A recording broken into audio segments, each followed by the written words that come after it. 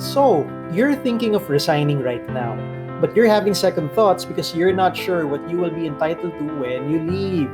We get this question a lot from our readers and clients, just like our reader Glenn, who asks, Attorney, I am hesitant to resign because I'm not sure what I would be entitled to. Can you give me some ideas on what I would get if I leave my work? If you're thinking the same thing, stick around as we tackle these questions today. But before that, we'd like to do a shout out to our reader, Angel Pineda, who writes, Legal Guide Philippines has helped me understand the deeper meaning of management prerogative and how to effectively explain it to our employees without them feeling intimidated. Nakakatuwa naman. I love it. Yeah. I love it. I learned a lot from one video. Looking forward to more videos. Angel, we love your feedback so much and we appreciate the fact that we were able to help you. We look forward to helping you with more. And for the others who are listening or reading this episode right now, if you want to leave us feedback, you can go to info.legalguide.ph/feedback. And who knows, your feedback might be featured in a future episode. Diba, Attorney Ramon? Yes.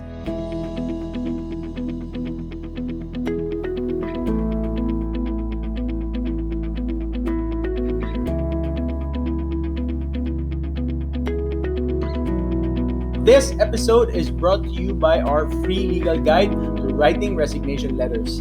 It's a free online workshop that gives you a template for writing legally compliant resignation letters and teaches you the reasons for each part. It also gives you a template that you can use. We'll help you resign properly, so enroll for free at info.legalguide.ph/resignation letter to get your free template and orientation today. Welcome to Legal Guide Philippines, where we simplify the law to help you make better choices. I'm Attorney Ramon Ramirez, and I'm with my partner, Attorney Erwin Zagala. So, today we're talking about resigning employees, Attorney Erwin, and what are they entitled to? Ako, mabigat na tanong yun. Kasi game na talagang umalis. Pero, di ba, nagdadalawang isip kasi they don't know what they would be getting. Ano yung pabaon? Meron ba akong resignation? Separation pay Oo. or whatever. Ano pa makukuha? Yes. Now, before that, ito kasi minsan may sub-question pa yan. Mhm. Pwede ba talaga ako mag-resign? Minsan yung iba nagtatanong ng gano'n. Papayagan ba ako? Ganun ba yan? Oo. So, let's Alright. get a few fundamentals in place so our discussion can proceed smoother. Okay? Alright. Let's define resignation.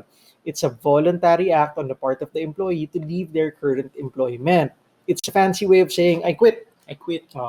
Voluntary, attorney, Yes. Mhm. Now, how do people resign? Under the labor code, there is a proper way of resigning. An employee must give a written document. So, hindi pwedeng yung alis na ako, resign. I quit. Na verbal lang. Mm. No. Under the labor code, it's a written document. More commonly known as the resignation letter. Yun. Okay, so they give that to their employer, stating the intention to leave 30 days prior to the date of the intended resignation. Mhm. Take note, 30 days before you leave, nagbigay ka ng letter. Therefore, may 30 days kang bubunuin. Ang tawag dito is the turnover period. Turnover period. Okay. I can't stress how important the 30-day notice is. It's one of the responsibilities given to the employee under the law. Diba? Now, if you're interested in the obligations of a resigning employee and you're kind of thinking, is there a way na ma-exempt ako from the turnover period? Read my other article. Is immediate resignation allowed? You can find it on the blog. Okay? Now, ito naman yung sunod na tanong dyan. Okay, Attorney Ramon. what's the next question? Can employers refuse the resignation? Oh, I hear that a lot. Yes. Employers who don't want to sign. Yes. So, dapat po ba ako na magpaalam, attorney, bago ako payagan? Okay. No. Hindi mo kailangan magpaalam. There is a difference between getting authorization or magpaalam and giving notice. Magkaiba pong concepts yan. When you need authorization, you need another person's permission. What's the word? Permission. Pahintulot before you can do something. Pwedeng attorney? Paalam versus paalam. Ang galing Yeah. Same spelling, Yes. pero magkaiba yung yung meaning, base lang sa bigkas. When you guys give notice, you are merely informing the other person that you are doing something that you are allowed to do so anyway, so that they can make preparations and adjustments. Parang siguro maganda, Attorney Ramon, i-differentiate pa natin to. And Okay. And probably let's bring it home kasi a lot of our viewers and our readers malamang pamilyado Right. So let's bring it home. Pag-usapan natin to in terms of parenting. Ano Okay. tingin mo? All right. Let's do it. So let's talk about authorization. Okay. When we talk about authorization, think about the teenager asking permission from their parents to go out with their friends. Mhm. If mommy and daddy say no, then no go tayo. No go. And Cannot be. cannot go to the mall with your BFFs, kid. Sorry. That is authorization or asking for permission. Nagpapaalam. Paalam. Oo. Without the permission, you can't proceed without consequences. Mhm. Okay? Now, Naalala ko yung sarili ko as a teenager na nagpapaalam. did you ask for authorization? Always. Yan. Good boy. Minsan kahit hindi na bata kunwari may mga kasama tayo sa inuman, di ba? Oh, buti pinayagan ka ng misis mo. Oo, board approved to ngayon. Yes, right. Authorization. Authorized. Correct. Okay, so let's talk about notification. Okay. Paalam. Okay, so yung unang scenario natin, bata, di ba? Mhm. Ito naman, imagine natin, 30-year-old adult, may trabaho na. Typical 30-year-old adult. Typical 30-year-old, may trabaho na. Hindi na nakatira sa bahay ng magulang niya. Yeah, siguro. For this example, gawin nating independent. Yes. Okay. So, hindi na nakatira sa bahay ng magulang niya, no? So, responsable na for themselves, independent. Okay. If that's the case, that person can choose whether or not to tell their parents that they are going out. Tama. Can your parents stop you? Malamang hindi. May sarili ka ng isip. Yes. Diba? May sarili ka ng sweldo. Baka sila na yung nakatira sa'yo. Oo, di ba? Legally, you're a fully grown adult.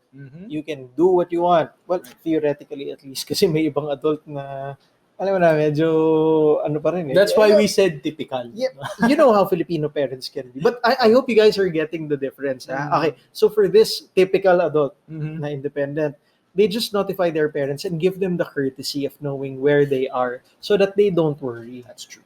Or they open the door for you when you get back home later on, di ba? Katok ka ng katok eh. Hindi ka naman nagsabi na umalis ka, di ba? Nag-lock na sila. Oo. So ito parang more of courtesy. Right. Yung dating. Okay? Now, much like the full-grown adult, the labor code assumes that the employee is capable of making responsible choices. So, the law allows them to make responsible choices for themselves in terms of ending their employment. Unlike the teenager, they don't need permission or authorization to leave. Okay. Instead of securing the authorization, they only need to provide a notification in the form of the following resignation procedure. Diba? Yung pinag-usapan natin, 30 days na notice, written document, and then you turn over your work during that time. During the turnover period. Okay. So that covers the difference between authorization and notification. And for resignation, notification lang po ang kailangan natin, ladies and gentlemen. Now that we've talked about the difference between authorization and notification, now let's talk about the heart of this episode. Okay. What are the resigning employees entitled to when they leave? And the answer, Separation pay. the answer to that is resigning employees are entitled to the things that they already earned. That they already what? Earned. Na, paano ba ang Tagalog ng earned? Kinita na nila. Or sasabihin ko sana, they are entitled to. Di ba? Tama naman. Earned, entitled to. I think that makes sense. Now, in my workshops, we try to make it as easy as possible to understand and remember by phrasing it this way. Okay? As a general rule, guys, sa mga legal guide workshops, this is how we teach it. Employees who resign are only entitled to things that they have already earned. Now, let's make an enumeration of the things already considered earned by resigning employees. Okay. First off, ano ba yung na-earn mo na, Atty. Ramon? Sweldo. And you term that as last pay. On the last pay of the 30-day period, most probably the company is busy checking the resigning employees' records, whether they still have accountabilities or pending remittances. So mostly, resigning employees would have their last pay on hold until the clearance is given. These employees are entitled to receive the pay for the days that they reported to work. During the turnover period. Yes, and even before the turnover Okay. period. Why? Because they already earned it. Diba? Pinagtrabahuhan nyo yun eh, so dapat sa inyo yun. Tama naman. What's another thing na dapat pinapasok dyan, Atty. Ramon? Hmm. So, yung sweldo, pinagtrabahuhan, normal payroll. Okay. Madali eh, di ba? Madali. Ano pa ang tingin mong pwede nating So, ipasok dyan? Maybe bonuses? What do you think? Mga earned bonuses? Meron ba? Earn bonuses. In particular, Hmm. 13th month pay. Yun. Di ba? Kasi, Tama. yung ibang empleyado, para nagdadalawang isip na, hala, wala pang December. Hindi ko makukuha. Mag-resign ako December, 31. oo, para natanggap ko na. No need. Under the law, whatever time in the year that you leave, you are entitled to a proportionate 13th month pay. Nice. So, basically, hanggang January ka lang, edi 1 out of 12 yung magiging computation. Oo. Or kung kunwari, middle of the year ka, edi kalahati sana na matatanggap mong 13th month pay, ibibigay na sa iyo yun. Thank you. Ang tawag doon, pro-rated. What's the term? Pro-rated. Yes. Ibig sabihin, lumalaki or lumiliit depending on what time of the year that you choose to leave. Okay. Next is, wait. So that's bonus in terms of 13th month pay. Pero assuming na meron bang dagdag na ibang bonuses na pinamimigay yung kumpanya, I don't see any reason bakit hindi dapat ibigay yun. Diba? So papasok sa na-earn na rin kasi. Posible ba? Depends kasi there are some handbooks na dapat kumbaga ma-earn mo yun at the end of the year. Parang reward naman nila for staying on board. Kaya lang nangyayari naman doon yung mga empleyado, end of the year mag-resign after matanggap. So hindi rin foolproof Hindi rin foolproof. But my advice here is do check your handbooks. Kasi doon makikita yung entitlement. Usually naka-spell out naman yan na kapag paalis ka, itong bonus na to ba, kailangan isama na. You'll see it there. Kung sakaling hindi malinaw, the best thing is to ask your lawyer. No. HR. Kasi they're in charge of the internal policies of the company. Now, aside from that, may mga pwede pa tayong makuha. Ano pa kaya yan, Attorney Erwin? Unused service incentive leave credits. Ano ba yung SIL? Okay, service incentive leave. Okay, so under the labor code, if you've served with an employer for 1 year or more, you are entitled to 5. How many? 5 paid leaves. Ito ba yung VL o? Wait. I'll tackle that. Right. But we'll build on that. But for now, intindihin niyo that under the labor code, ang binibigay is 5 service incentive leaves. Okay. Basta leave. Alright. Kung itong mga to ginamit mo, paid ka pa rin. Okay. Kung hindi mo ginamit, you are entitled to the cash equivalent towards the end of the year. Uy, wow. Nice. Now, let's tie that together kasi nagkakagulo yan minsan. Attorney, wala yata kaming SIL. Ang meron kami is BL. Or vacation leave. Oo. Tsaka, minsan nagkakagulo pa yan. Attorney, parang hindi 5 yung naalala ko sa amin. Ano ba? Sick leave din, ano? Attorney Erwin? Sick leave. Pero hindi yata 5 yung naalala ko, Attorney. Parang sa amin, 15 na VL. And then may 15 na SL. Attorney, dinadaya ba kami? Kasi wala kaming SIL. Di ba? Okay, so guys, here's how it goes. The SIL is actually the minimum. It's the what? Minimum. Dapat kung walang VL, walang SL, at least meron kang 5 na SIL. And here's something that not a lot of people know. Wala pong VL at saka SL sa labor code. Those are part of management prerogative. Kumbaga, diskarte na ng employer yon kung gusto nilang bigyan more than what is required under the labor code. Again, under the labor code, 5 lang po dapat yan. So kung sakaling ginawang 15, above and beyond na tayo. However, dun sa sobrang yun, at least 5 of them should be considered as pwedeng i-encash at the end of the year. Kasi baka naman yung empleyado, di ba, hindi talaga nag-a-absent. Buo yun. At the end of the year, kahit hindi nagamit yun, at least 5 dapat bayad. Now, it's also up to your company policy if gustong yung 15 bayad kapag hindi nagamit, di ba? You can check your handbooks for that kasi wala na po sa labor code yan. Diskarte na ng each employer yan. So, management prerogative yun. Okay. Basta, ang usapan natin, malinaw, at least 5 bayad dapat. Everything else, that's optional on the part of the management. Nice. So, attorney, is that applicable only to VLs? No. Pinagsama ko na yun, VLSL. Basta at least may 5. Okay. Doesn't matter to me kung ano yung nagamit doon. Okay? Nice. Now, in addition to those, ang dami na natin dinaanan eh. Yes, Last pay, proportionate 13th month pay, Right. ito naman, SIL. unused SIL. Mhm. Now, dagdag pa natin dyan, whatever extra benefits were voluntarily given by the employer. Again, you can check your handbooks kasi minsan may mga benefits na entitled naman kayo under your internal policies. Minsan may mga rice allowance Okay. or communication allowance or transportation allowance.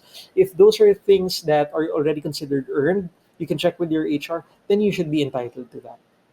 Okay? What about ham pag Christmas? Parang yung entitlement nun, pag dapat warm body ka sa Christmas during party. Christmas time. Oo, Tama, diba? tama. Mag-resign ka after distribution. Ng Christmas ham. Oo. Now, another thing na lumalabas, attorney, parang nakalimutan yata ninyong banggitin yung pinaka-importante doon na entitlement. Separation pay. Kasi, attorney, masiseparate ako sa trabaho ko. So, dapat meron akong separation pay. Logical, di ba? No. no. Okay. So, wala pong patid na ito. Lumalabas pa. Ulit. Okay. Let me be clear. Resigning employees are not entitled to separation pay. Ano uli? Resigning employees are not entitled to separation pay. Why? Why? The simple answer is because they are not on the list. What list, Attorney Erwin? Yeah, okay. Well, the law specifically enumerated the situations wherein the employees get the right to separation pay. Resignation is not one of them. If you want to see the list, you can go to our article or video. When do you give separation pay? But I think we can give a very quick Recap review here. or review. Sige, attorney. So kailan ba binibigay yung separation pay? Ang separation pay in our last article, to make it easier to understand, we also called it pampalubag loob. Kasi parang, may nangyari sa'yo masama. Ito, bibigyan kita ng pampalubag loob para medyo hindi naman masama yung loob mo. And yung mga yung nandun sa listahan kasi, those are what you call the authorized causes for termination. Okay. Ibig sabihin, those are situations wherein pinapahintulutan ng batas na i-terminate ng isang employer yung isang empleyado kahit walang kinalaman yung empleyado. Walang kinalaman or possibly walang kasalanan. Walang kasalanan. Okay. Kaya nga bibigyan mo ng pampalubag loob. Okay. Kasi kawawa ka naman. Wala kang ginawa, walang violation, walang contributory negligence. Nataon lang na natsambahan ka ng situation. Okay. What are some examples? Ano nga yun, Attorney Erwin? Kunwari, napalitan ka ng robot.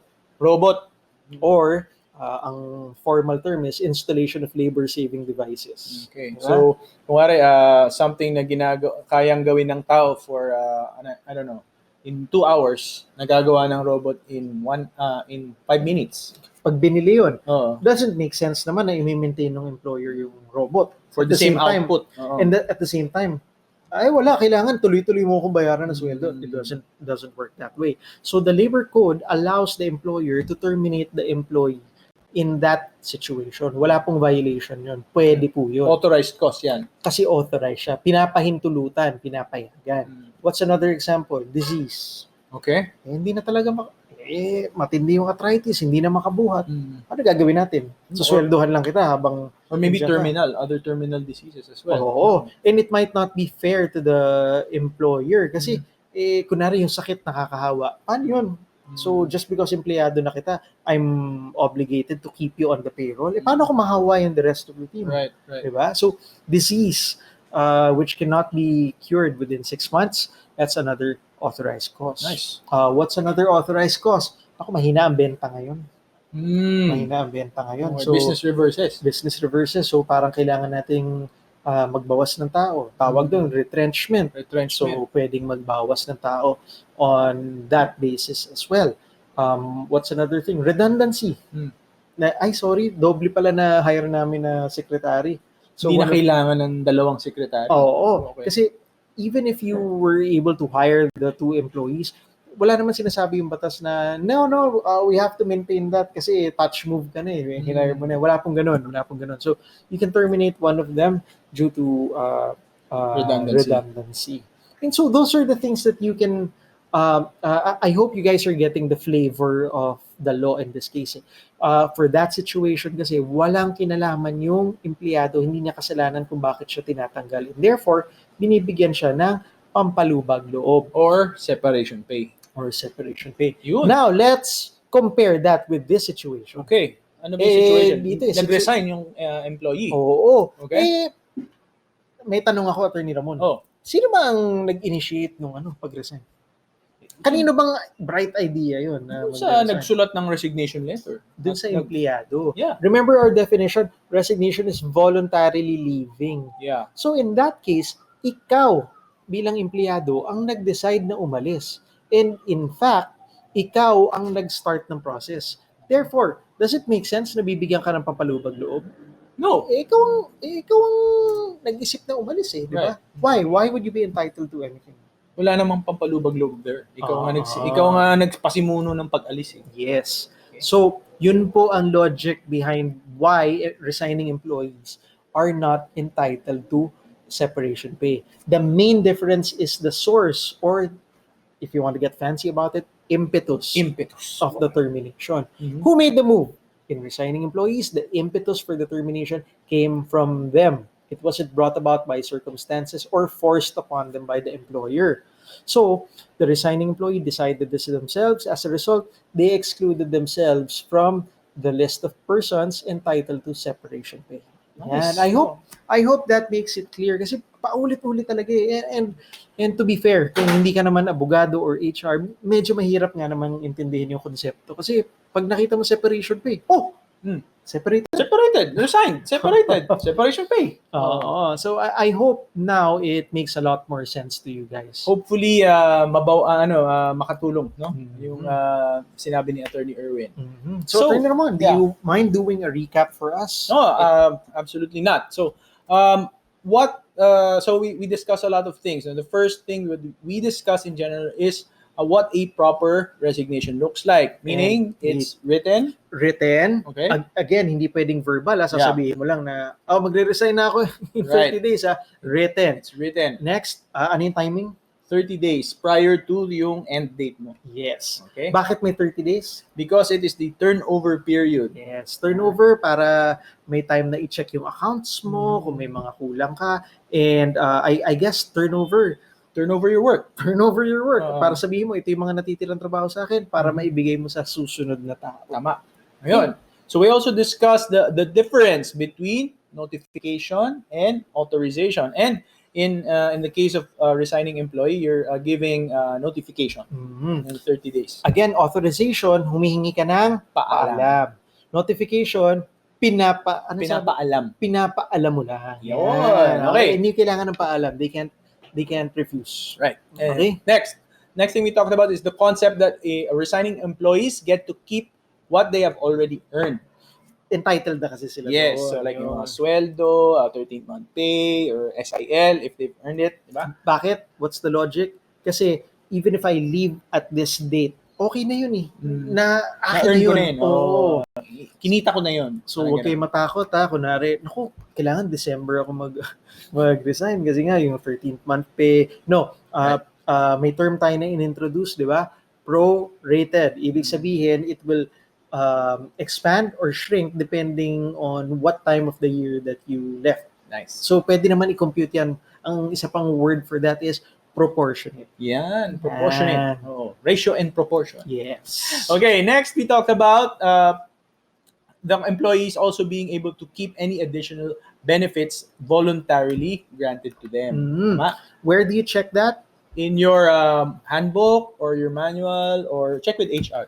Yun eh. Kasi most of these things, they are the result of internal policies. And dahil internal policies yan, who's the better resource to interpret but the people who actually manage and draft the policies? That's HR. Yeah. So kami mismo hindi namin masasagot yun eh. HR will be the one to interpret that for you. So what are some samples of the earned salaries and benefits? Last pay. Last pay. Okay. Yung dapat na nasa payroll, di ba, na hindi pa naibigay. Right. And proportionate 13th month. Yes. And then SIL. SIL. At least how many? 5. 5. Huwag kang bababa na 5. Pero kung according to your policies, mas marami pa, you go with that. Of Even course, better. dun tayo sa pabor sa inyo. But, check with HR. Kasi hindi lahat ng unused leaves convertible to cash. Yun yung magic word, convertible to cash. Yun. Alright. Okay. So, I guess, Attorney Ramon, that's it for this session. For most of you, this video was more than enough, and if it makes your life easier, then you're welcome. But there are those of you who will watch this video and end up asking more questions, such as, Attorney, how do I write my resignation letter? What needs to be included? If that's you, then I invite you to check out our free legal guide to writing resignation letters. It's a free online workshop that gives you a template for writing legally compliant resignation letters and teaches you the reasons for each part. Enroll for free at info.legalguide.ph/resignation letter to get your free template and orientation today. Now, to add to that, if you want us to tackle your question in our show, go to www.legalguide.ph and click the Submit Topic button. Next, of course, we'd like to know what's your biggest takeaway from today's episode. So please write it down in the comments and let's talk about it.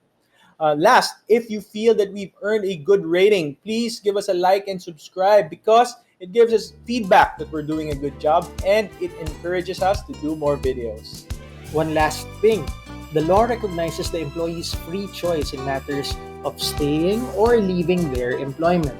When making the decision to leave, please take into account your entitlements so that you factor that in and make a determination if this is the right move for you at this time. So wasn't that simple? Now go make better choices.